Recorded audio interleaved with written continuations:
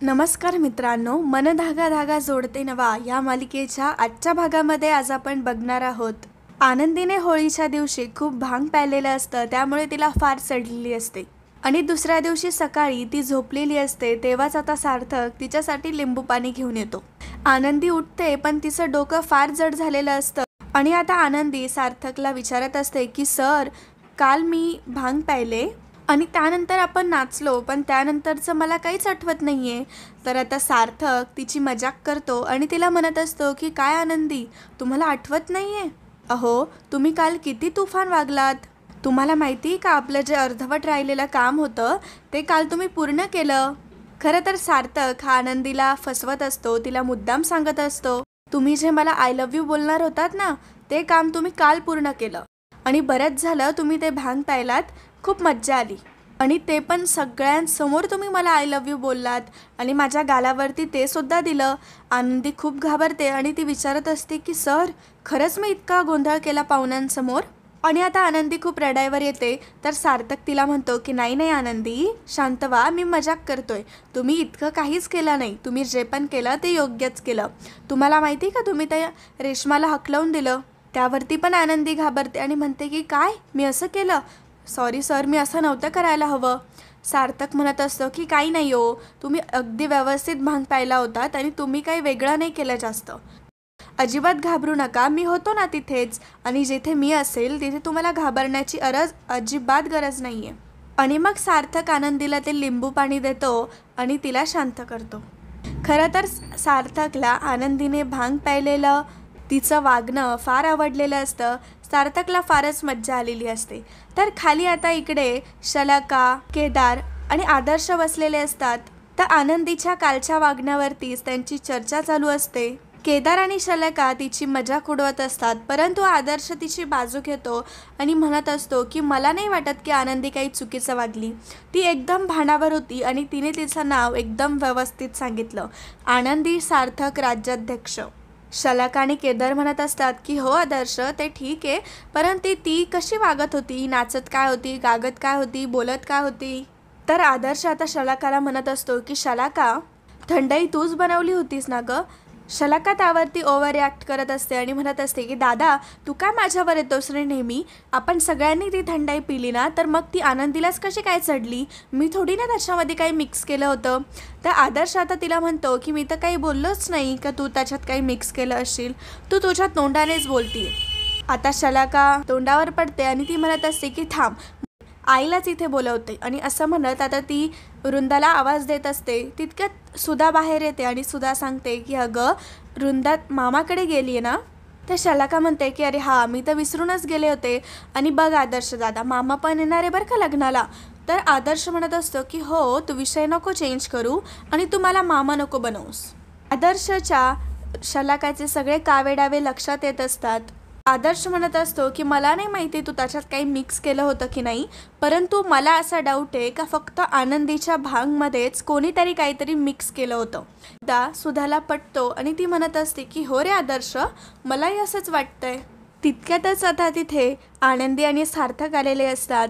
कालच्या प्रकरणामुळे आनंदीला खूप गिल्टी फील होत असतं. ती लगेच सुधाजवळ येते आणि तिला म्हणते की आई, मला खरंच माफ करा, मी काल खूप चुकीचं वागले ना? सुधा म्हणत असते की काही नाही का आनंदी, फक्त रेशमाला जरा वाईट वाटलं, तिच्याशी बोलून घ्यावं लागेल. सार्थक म्हणत असतो की काही गरज नाही आहे, मी बघतो तिचं काय करायचं ते, मी बोलतो तिच्यासोबत. तितक्यातच आता दारावरची बेल वाजते. तर आता म्हणत असतो की थांबा, ते सरप्राईज आहे, मी उघडतो दरवाजा. आणि असं बोलून सार्थक आता दरवाजा उघडतो. तर तिथे आता अद्वैत आणि कला आलेले असतात आणि आता अद्वैत आणि कलाला भेटून सगळ्यांना खूप आनंद होतो. आणि आता सार्थक त्यांची ओळख करून देतो की हा अद्वैत, हा माझा मित्र आहे, यांचं ज्वेलरीचं मोठं दुकान आहे आणि आनंदीसाठी मंगळसूत्र आपल्याला इथूनच करायचं आहे. त्यासाठीची डिझाईन ते सगळे घेऊन आले आहेत. आता ज्वेलरी म्हटल्यावरती शलाकाच्या तोंडाला पाणी सुटतं आणि शलाका म्हणते की काय ज्वेलरी? सार्थक तिला शांत बसवतो आणि आनंदीला सांगतो की मी तुम्हाला काल म्हटलं नव्हतं का की तुमच्यासाठी सरप्राईज आहे, ते हेच.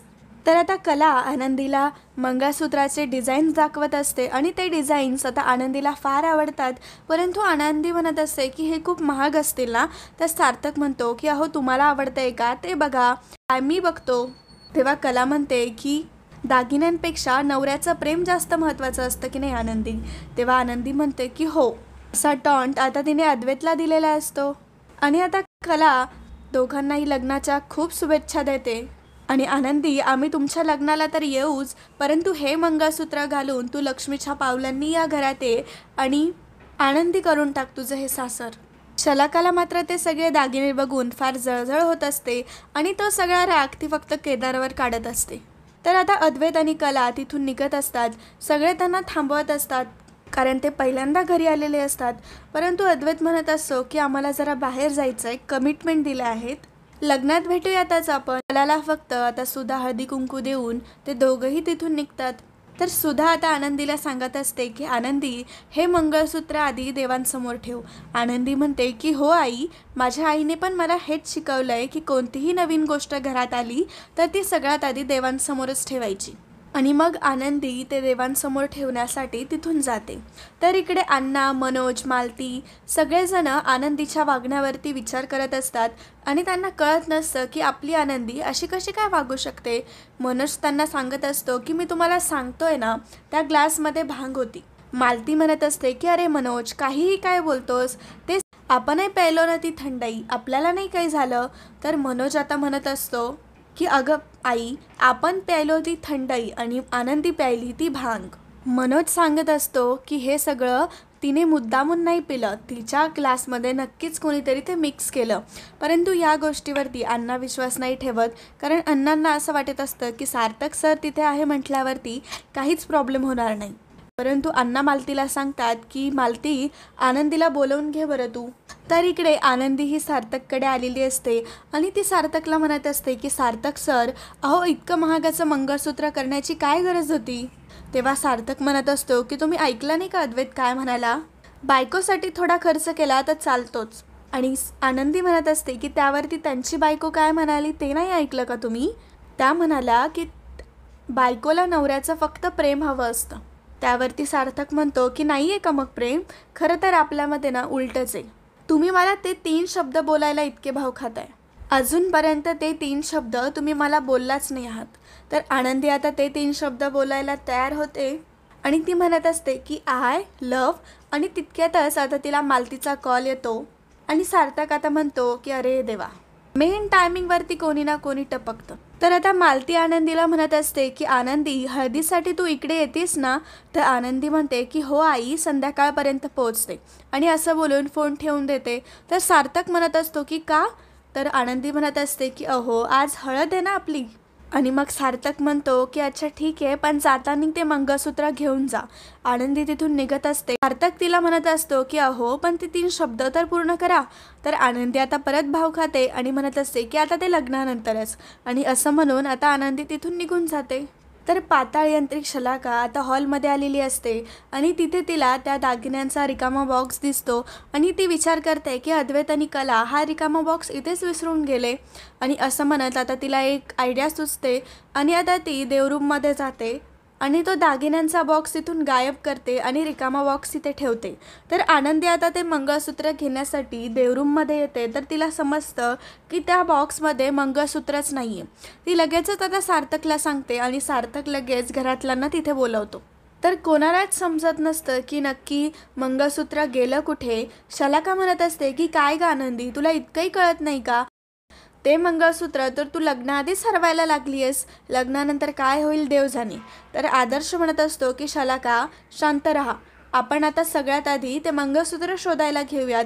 आणि असं म्हणत आता सगळेजण शोधाशोध करत असतात.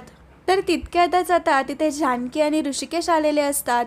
जानकी म्हणत असते की आम्हाला लग्नाला यायला जमेल की नाही माहिती नाही, कारण घरामध्ये सौमित्र भाऊजींच्या लग्नाचं बघताय ना, त्यामुळे म्हटलं भेटून यावं. परंतु बाहेर मला हे बॉक्स मिळालं हो, आणि मी ते बॉक्स उघडून बघितलं तर त्यामध्ये मंगळसूत्र होतं. आणि आता मंगळसूत्र बघितल्यावरती सगळ्यांचा जीवात जीव येतो. आणि आता पुन्हा एकदा आनंदीचं मंगळसूत्र तिला मिळालेलं असतं. तर मित्रांनो, आजचा भाग इथेच संपतो. पुढील भागामध्ये आपल्याला बघायला मिळणार आहे आनंदीला हळद लावून झालेली असते आणि त्यावेळेस आता तिला अंशुमनचा फोन येतो आणि अंशुमन आता तिला बोलत असतो की काय मग आनंदी, झाली का हळद लावून, घे हळद लावून घे, परंतु ती रंगणार नाही, कारण आता तुझ्या सार्थकचा शेवटचा दिवस आहे. असं म्हटल्यावरती आता आनंदी खूप घाबरते आणि आता ती हळदीच्याच कपड्यांमध्ये बाहेर पडते. ती इतक्या वेगाने पळत असते, तिचं गाड्यांकडेही लक्ष नसतं आणि आता ती अधिराज आणि नित्याच्या गाडीला येऊन धडकते. तर मित्रांनो, लग्नाच्या दिवशी आनंदीला काही होणार तर नाही ना? आनंदीला परत दुखापत होती की काय, हे सगळं आपल्याला उद्याच्या भागात समजेल. तर असेच मालिकेंचे डेली अपडेट्स बघण्यासाठी आत्ताच आपल्या चॅनलला सबस्क्राईब करा. धन्यवाद.